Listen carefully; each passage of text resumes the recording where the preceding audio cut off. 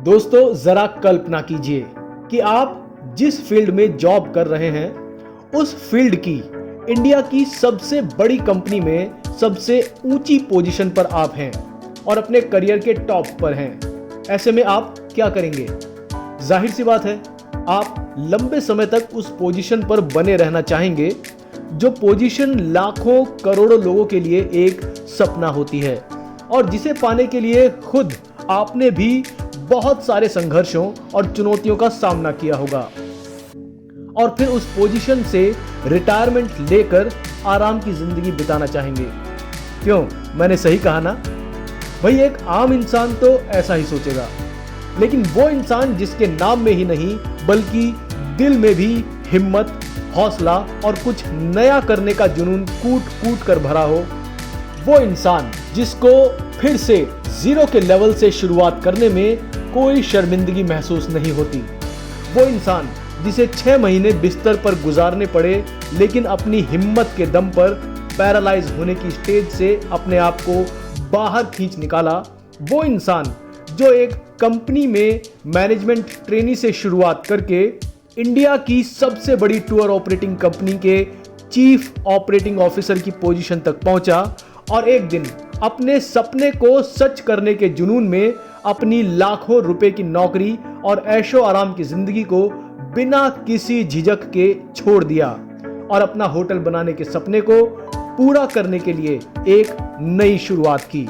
इस नई शुरुआत का नाम था tree of life resorts and hotels, जिसके बाद 2 और ब्रांड इन्होंने शुरू किए, ट्री लीफ और अ डॉग्स स्टोरी, और इस इंसान का नाम है हिम्मत आनंद। तो दोस्तों, आज हम आपको मिलवा रहे हैं हिम्मत आनंद से, जो अभी तक पूरे भारत में 9 रिजॉर्ट बना चुके हैं और सफलतापूर्वक चला रहे हैं। आज आप जहां हैं वहां तक पहुंचने के लिए संघर्ष और सफलता की कहानी क्या रही है? 12-14 साल पहले जब मैं अपने करियर के बिल्कुल टॉप पे था, मैं चीफ ऑपरेटिंग ऑफिसर था इंडिया की सबसे बड़ी टूर ऑपरेटिंग कंपनी का। ये है करीब 2006-2007 के दरमियान। और उस वक्त 3 चीजें हुई। एक तो मैं मानता हूं कि जब आप अपने करियर में या किसी चीज के बिल्कुल टॉप पे हो, वो बेस्ट टाइम होता है और कुछ करने का और वहां से निकलने का, क्योंकि डाउनफॉल तो सबका होता है, उतराव सबका होता है। तो बेस्ट यही होता है कि जब आप बिल्कुल ऊपर पे हो उस वक्त डिसीजन लीजिए कुछ और करने का। दूसरा, जब भी मैं सवेरे दफ्तर आता था तो मैं अपने आप को एक सवाल पूछता था कि आज मैं क्या कंट्रीब्यूट कर सकता हूँ नया अपनी टीम के लिए, अपनी कंपनी के लिए। और मेरे को 5 साल हो गए थे चीफ ऑपरेटिंग ऑफिसर के पद पे, और काफी दिन आते थे ऐसे जब मैं अपने आप को कोई जवाब नहीं दे सकता था। तो वो दूसरा इंडिकेटर था मेरे लिए कि भाई अब टाइम आ गया है यार, जितना करना था कर लिया है, अब यहां से आगे बढ़ो। और तीसरी चीज थी मेरे दिमाग में पिछले 25 साल से था कि मेरे को एक दिन अपना एक छोटा रिजॉर्ट बनाना है, जो फर्क हो सबसे, जो हटके हो सबसे, और मैं उसको चलाऊंगा और वही आगे बढ़ूंगा रिटायरमेंट तक या आगे जाने तक। तो ये 3 चीजें थी जब 2006-2007 में मैंने जो देश की बेस्ट पोजीशन हो सकती है टूरिज्म के लिए, मैंने छोड़ा उसको और अपना काम शुरू करा ट्री ऑफ लाइफ रिजॉर्ट्स के नाम। 3 साल लगे उसको कंप्लीट करने में। और जो मेरा मॉडल था वो था कि मैं शहर से बाहर रहूं और कम कमरे बनाऊं। आजकल आप देखते हैं होटल जो बनते हैं 40, 50, 100 कमरों से कम कोई बात करता ही नहीं है। मेरा प्लान था कि मैं सिर्फ करीब 12, 14, 15 कमरे बनाऊंगा। तो शुरू करा प्रोजेक्ट, और जब मैं किसी से बात करता इंडस्ट्री में अपने दोस्तों से फीडबैक लेने के लिए, सब कहते हैं कि भाई ये मरने वाली बात कर रहे हो, कहाँ तुम जयपुर से 15 किलोमीटर बाहर 6 एकड़ जमीन के अंदर ऐसे एक बना रहे हो सिर्फ 12-14 विला, ये नहीं चलेगा। लेकिन मेरे दिमाग में था उस वक्त भी कि आगे जाके यही मॉडल होगा, यही बिजनेस मॉडल होगा, यही तरह की अकोमोडेशन होगी जो गेस्ट पसंद करेंगे। किसको पता था उस वक्त कि कोविड होगा। 3 साल लगे मुझे बनाने में, और एक तरह से वो सबसे बेहतरीन टाइम था मेरा। मैं रोज कुछ सीख रहा था। कंस्ट्रक्शन मैंने कभी करी नहीं थी होटल्स के बारे में मेरे को कुछ पता नहीं था। सो जो मैंने अपने दिमाग में सोचा था मेरे को बनाना है, जो मैंने सोचा था आगे जाके कस्टमर्स को ही पसंद आएगा, मैं वही करता रहा। कुछ रात ऐसी भी थी जब रोया मैं, बिल्कुल सही बात है। लोग कहते हैं कि जब तुम बड़े हो जाओ रोते नहीं हो, मैं कभी कभी रोया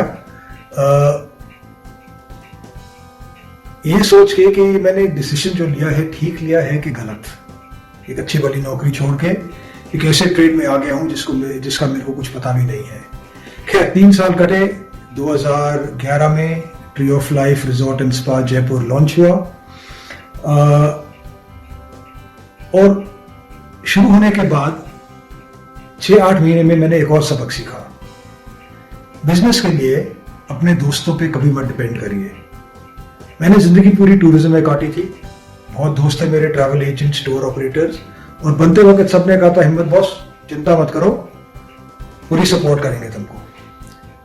जब रिजॉर्ट खुल गया, वापस गया उनके पास बिजनेस के लिए, तो किसी ने कहा भाई आप शहर से बाहर हो, किसी ने कहा भाई आप बहुत एक्सपेंसिव हो, तो ये सब एक तरह से बहाने आने लगे। खैर हमने अपनी मार्केटिंग स्ट्रैटेजी चेंज करी, हम डायरेक्ट गए क्लाइंट्स के पास। और ये एक आई थिंक एक लेसन मिला मेरे को जिंदगी में कि अगर आप अपने आप पे भरोसा करते हैं या जो आप काम करने जा रहे हैं उस पर भरोसा करते हैं, आप लगे रहिए उस पर।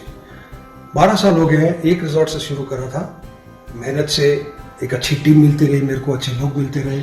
आज हम 8 रिजॉर्ट चल रहे हैं और 3-4 लोगों से बातचीत हो रही है आगे। तो वो एक दरमियान था जो था, और बहुतों को होता है कि मैं नौकरी छोड़ के अपना काम शुरू करूं। मेरी सिर्फ 2 एडवाइस है आपके लिए। एक तो आंख बंद करके अपने आप पे भरोसा करिए, सुनिए सबको, करिए जो आप समझते हैं सही, क्योंकि लोग आपको बहुत एडवाइस देंगे और भले दिल से आपको एडवाइस देंगे, पर इतनी एडवाइस भी अच्छी नहीं है, क्योंकि हर एक का एक अपना तरीका होता है जिंदगी को देखने का। दूसरा, अगर आप अपना बिजनेस शुरू करना चाह रहे हैं, आप 1 मिनट के लिए ये सोच लीजिए कि उसके अंदर रिस्क है कि आप सारा कुछ खोलेंगे। एक स्टेटिस्टिक है इंडिया में, कहते हैं कि 10 नए बिजनेसेस जो शुरू होते हैं उसमें से सिर्फ 3 सफल होते हैं, 7 बंद हो जाते हैं। तो ये आपका रिस्क फैक्टर है अगर आप अपना काम शुरू करना चाहें। पर हाँ, उसमें हर एक की अपनी सेटिस्फैक्शन होती है, हर एक का अपना मकसद होता है अपना काम शुरू करने का। और आज की पीढ़ी जो है उनके लिए अपॉर्चुनिटीज़ तो बहुत हैं। तो मैं कहूँगा हाँ, अगर सही प्रोजेक्ट हो, अगर सही आइडियाज़ हो, कोई रिस्क नहीं है उनको एक ट्राई देने में। क्या होगा, फेल हो गए ना सिर्फ, नौकरी तो फिर भी मिल जाएगी, करिए ट्राई।